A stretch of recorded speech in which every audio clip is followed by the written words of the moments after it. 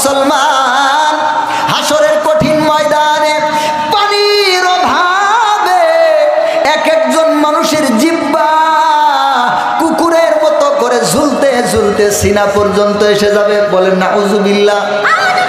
পানির পিপাসার কারণে কলিজাটা সামনের দিকে এগিয়ে আসবে। ও মুসলমান, একটা না কয়েকদিন একটু পানি না খেয়ে দেখেন কেমন লাগে। হঠাৎ করে আমরা অনেক সময় ক্ষেত খামারে কাজ করার জন্য যাই, হঠাৎ করে দেখি পানির পিপাসা লাগছে, এবার পানি কাছাকাছি নাই, বাড়িতে আসা পর্যন্তই কত কষ্ট হয়, ঠিক কিনা? আর হাসরের ময়দানের অবস্থাটা কি হবে এটা আপনারা জানেন।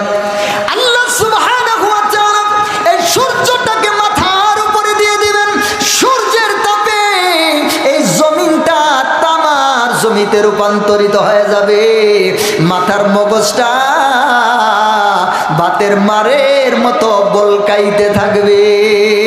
ওই অবস্থার মধ্যে এক একজন মানুষের পিপাসার কারণে, পানির পিপাসার কারণে এক একজন মানুষের জিহ্বা কুকুরের মতো করে ঝুলবে, কুকুরের মতো করে ঝুলে এক একজন মানুষের জিহ্বা সিনা পর্যন্ত এসে যাবে, আর মানুষের কলিজাটা উপরের দিকে চলে আসবে। বলেন নাউজুবিল্লাহ।